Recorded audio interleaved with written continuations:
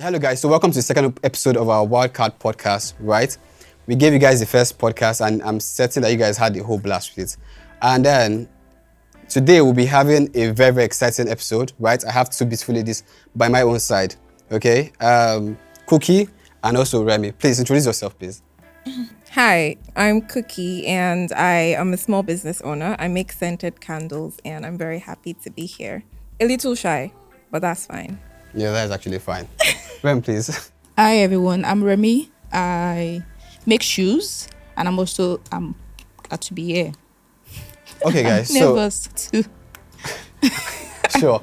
So okay guys, as you know it, right, we bring interesting topics to you guys. So today we'll be having a conversation about myths that has to do with sex, right? And in particular, that this particular one actually catches my own fancy, right? Especially because everybody gets to explore sex a lot, right? And it's the fact that most individuals that start out having sex always go to porn first, right? And then the whole mindset is that porn, you should actually make it in reality. Yeah. So I think that's a problem. But then again, I think over the course of time, right, we notice that this thing has become like a major issue when it comes to us having sex and then trying to either bring it to life or trying to actually just see that the partner we are with actually performs like them in porn actors. So I don't know if any of you have ever had an experience whereby it's either in the scenario of sex, you realize that this person is doing too much. The person is pushing, the person is just going at it. And then you're like, is this actually, am I supposed to enjoy this or is it supposed to be this hard? Like a right? performance. So please, if you have had any experience, please, I'd like for us to share. First things first, porn should not be a standard. It should never be a standard for sex because sex is feelings and it should be synchronicity. You guys are creating magic, literally. Well, for the most part, women don't even get to orgasm for the most part. So I can't say we're creating magic, but men should try not to do too much. We just want to see you be you. Imagine giving a guy head and he's doing this by force toe calling, doing the whole, it was so weird. Like, it was really weird. Like, bro, calm down. Like, I know that I give good head, but it's Cookie. Okay. but it's really not, like, it's really not needed. Like, what's that? Like, why are you trying so hard to make it look like, like you're doing the whole, there's no cameras in here. It's just me and you. So you don't have to form, right? Yeah. I don't know, but that's just me. Sex shouldn't like be forming. Let's just be us. Yeah, I actually agree with that, right? And then I'm Really? sure there's no way Rem doesn't have like an episode that she must have experienced. Well, I think that majorly because there's no point of reference for everyone who is about to have sex. So the point of reference is like the pornography. So Yeah. for a first timer or a second timer, that's like where you get tips from. Yeah. So now it is up to the partner you're with. It could be possible that you meet someone that is already experienced, and in that first time the person is already able to tell you that no, you don't need to do all of these things. Just be yourself, relax, and then people being able to make you feel comfortable while you're having sex would get all of those things out of the way, like all this weird toe coiling. Or sorry, sorry that I have to quote that. Yeah. Basically, that's. Okay. But if even with the pornography itself, do you think it's still to any extent even helpful in a relationship at all, or do you think it should be like a no? We shouldn't be having porn in a conversation when it comes to having sex. I can't say it should all. be a no, right? Because people like to try new things. We like to evolve. We can't just stay in a particular way. So I feel like porn is a means to an end. Like there's a reason why we watch this. I want to be with my guy and just say, babe, there's something I want to try. I saw it somewhere. And then we watch it together. It should be fun. It should be relaxing. We should be able to laugh when we're having sex. Not, imagine being embarrassed having sex with someone because he feels like, oh, he watched something about some girl doing some weird ass shit on camera and you're not doing the same thing. Like, why? You shouldn't feel reserved. I think people need to understand that porn is a means to an end. It's not the end. It's not there. You're not doing this for this. You're doing it because you want to gain something from it. Yeah. You're Right? just basically supposed to pick the sense and like then you fine tune it to fit you and your partner's needs. Exactly. Just filter what you need. And also, even with that same conversation, right? There was another conversation that actually sprung up, which was the fact that because of the way sex can be, right? People actually say that oral and also anal is actually safer than the vaginal sex itself. And that was a conversation that went all wild because everybody was like, is it possible? There was like a whole shared party in between all this conversation, right? So, and again, right, you know, the thing about, because again, in these conversations, we're always trying to educate individuals based on how sex is and how it should be done, right? And you have people thinking like this. Do you think there are possibly any narrative that would have made those conclusions? Because again, you have people walking around and then thinking that oral is actually safer. No. Yeah, I think that you know, when you're having penetrative sex, there are fluids that comes out. Yeah, exactly. So I think that because of those kind of fluids, people naturally assume that, oh, this person might be unclean. But compared to the saliva, when you're having oral, you probably feel that it's safer because you eat, you do all of those things with your mouth. So they feel, oh, it's safer now, you are safe, all those kind of things. That's probably why they think that way. I feel like every sex is sex. Oral, anal, penetrative, armpit, foot, mouth, ear, eye. Okay. Every sex. That's weird. No. Okay, that's enough. Okay, but every sex is sex because even with oral, a guy still has pre-com. Yes or no? Yeah, it does. He could have a load of nonsense in his pre-com, and even in every sex needs a form of healthiness to it. You need to practice safely, regardless of. You're making some signs like what's happening? I feel like I shouldn't be saying these things on camera, but I feel like we all know it's rated PG-18, right? Okay, so right. Regardless of fingering or head or anal or whatever type of sex you feel like having, you know, just practice safe sex. And you can't trust someone too much. You can't trust someone too much with sex. Like, in as much as you're being free with them, you have to put you first and know that, okay, I want to feel good with this person, but at the end of the day, what do I have to lose from it? Because with anal, there's so many things surrounding anal in particular. People don't understand that that's one of the places where, you know, you can even get a lot more STDs from than even penetrative sex. You have to practice safe, like regardless of what type of sex it is. Yeah, I agree with that. Actually, I agree with that a lot because again, I think funny thing is when it comes to these ideas, right? I still feel that these ideas are usually born from guys' perspective, right? Because I know we guys we just like putting tags to certain things. Well, most guys actually, I shouldn't generalize this, but most guys always want to just put it out there that, oh, the way it is, right, I can actually have sex in this particular way and then it's safer than actually using a condom, because quite a number of guys actually would prefer not having a condom at all. If they can abolish condom, I'm sure guys will be the first in line. They really don't just want to mind, right? And then in the whole conversation again, you see people that would think about the fact that pre-com don't get anyone pregnant. It's just a conversation of, oh, let's have this. Yeah, immediately you see just like no. And again, this thing still leads back to the fact whereby guys are always easy to say, which is a thing, just a tip, right? I'm not putting the whole entirety down. You're like, it's too big, but don't worry, just a tip, right? And the truth is, these things always cause issues, right? Yeah, it does. It's always the conversation of I did the first time, and then I did the first time, and then I got pregnant, and you're like, how? But you just put the tip, and then the guy will always be arguing with you. I just put the tip. I'm certain that you've had guys, because I'm certain ladies are always at the receiving end of hearing just a tip, just a tip. Best believe that we hear a lot. But then, with regards to guys actually having that narrative, and then you ladies actually understanding better, do you think just the pre-com itself, because again, you have to say, oh, that the pre-com that actually happens is not, it doesn't lead to pregnancy, or doesn't even have any concern with pregnancy itself. Do you think it's actually a thing? I think that it can get pregnant from the pre-com because there's an iota of sperm in it, so you can't get pregnant from the pre-com. Well, we'll probably need a doctor to confirm what we're saying, but I just feel like cum is cum. Cum is obviously cum, right? Whether pre or post to. Pre-cum, during cum, post-cum.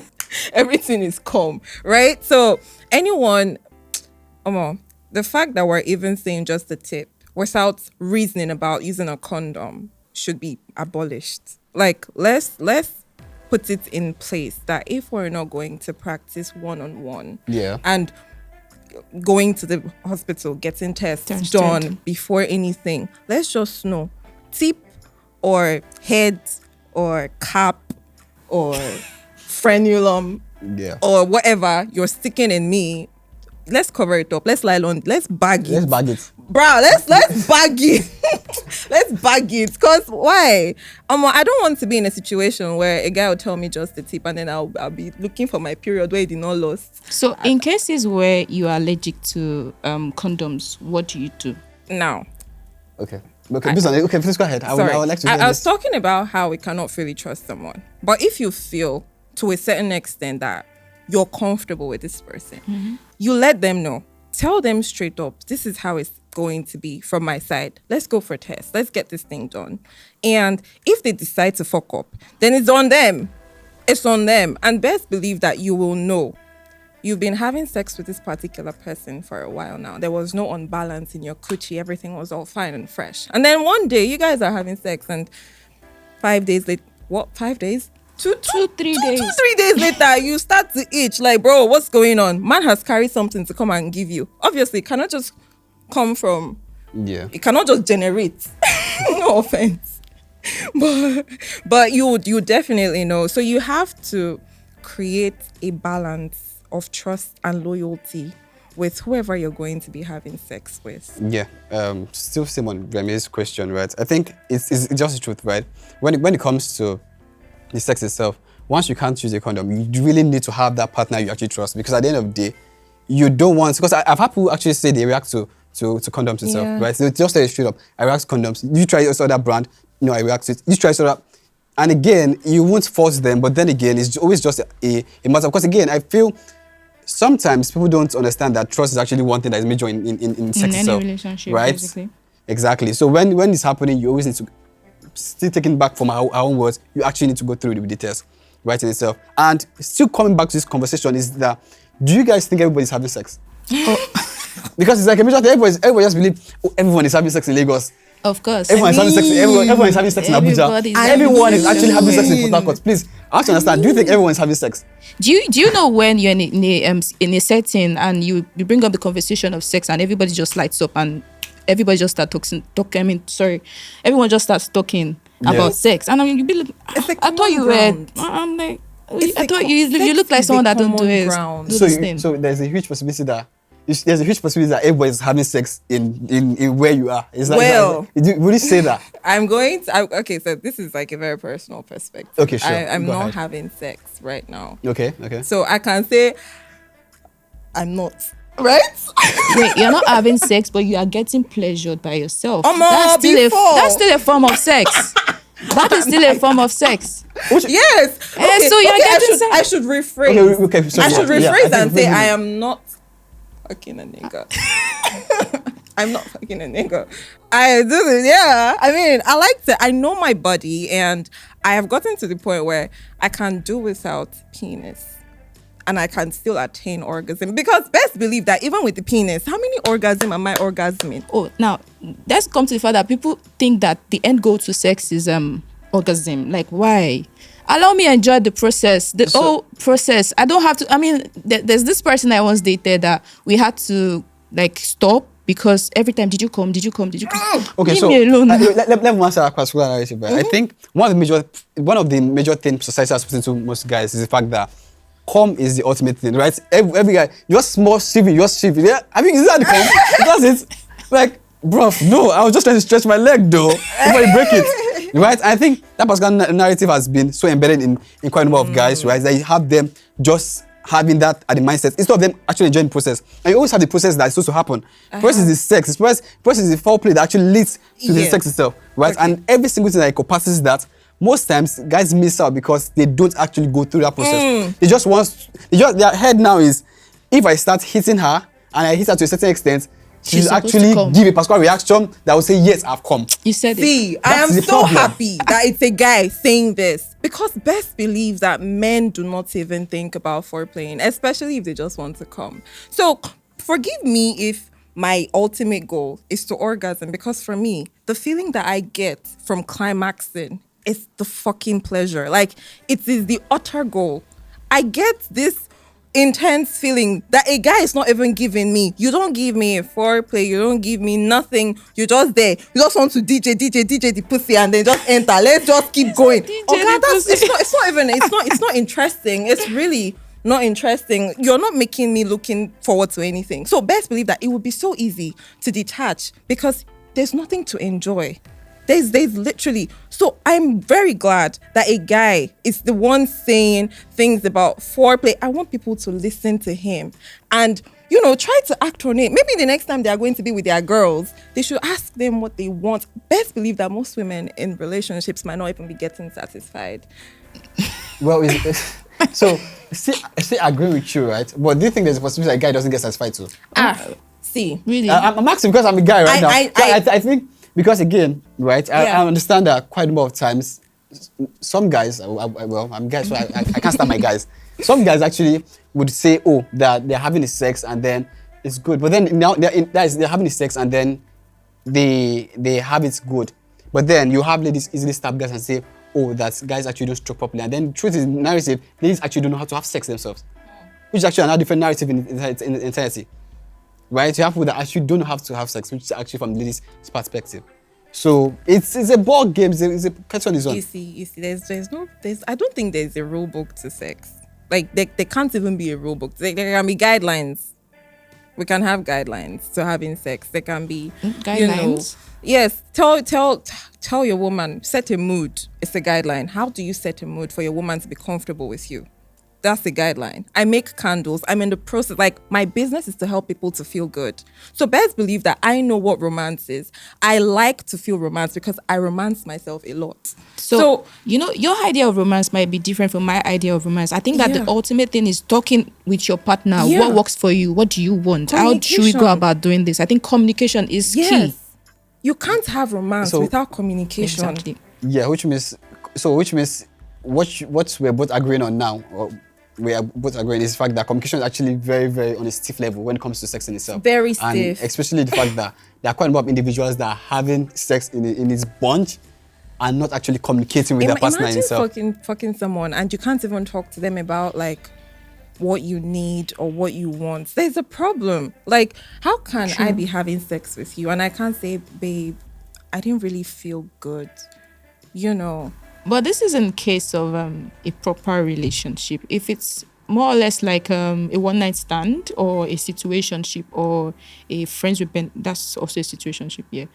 Yeah, well, it seems we have been able to categorize them into different layers, right? So, yes. It depends on the level of what's the right word to use now? Bond? Yes, you guys have. If you guys have been cool, you've been having all of these kind of conversations before, it will be easy to actually walk up to this person and say, this thing happened. I don't think I'm cool with it. I don't think I like the way you did this. And I think this is the right way to go about it. But if it's not existent, from the onset, I think it will be hard to like walk up to somebody and start just develop that bond. True. I have a question. Oh, please go ahead. Do you think, because I was very interested when you said one night stands, but do you think that every one night stand could be good?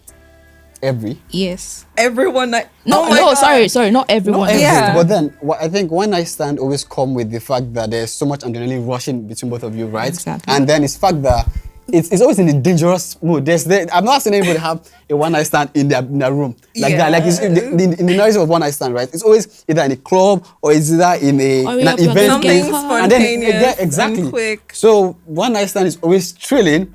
But sometimes, if you don't have the right person with it, right, it might not actually. There's also the feeling that I might not get to see this person anymore. So let's just do this thing. Which is where the anxiousness comes in. Which is where the whole trip comes in. I think the fact that we think we might not even see this person anymore makes us very relaxed. Yes, We you feel lose a lot all form of more. inhibition and you just go ahead and do whatever you want to It's do. nice, But when you now meet the person, you go, the cringing level is different. So, but then again, you said something about being relaxed and then being true. Do you think both of them work side by side when it comes to it being a one-night stand then?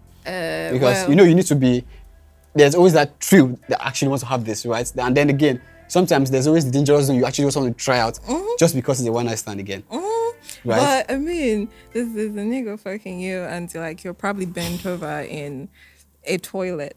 Like normally you'll be thinking like toilet, fuck, right? But on this level, you just want to strap this guy because you've been eyeing him. Like, and imagine this guy is just like pushing you to the wall, opening your legs, this, that. You go just they follow him. Like, I'm just saying. Are you saying this from experience itself? I did not say experience, so I did not say I beg. She was so into it. She was giving us so much details, and then I'm like, chill, don't worry. We're not passing your CV out. No, you're good. Your secret is safe in this particular zone. Oh no, best believe it is, right? It has to be. Yes. I'm just saying though. I've heard a lot of things, and I might have seen things. But spontaneous sex is literally one of the most releasing feelings, especially when I get to orgasm. Notice how I said because for some, orgasms might just be orgasms. But for me, it's different. Okay. Yeah. So when I'm having a very spontaneous session with someone, like it's not prepared for, it's really just like off the dome. It's just like, whoa, right? Yeah. I mean, but that's just me. Yeah. Okay, guys. So thank you for listening up. We would actually really love your feedback, right?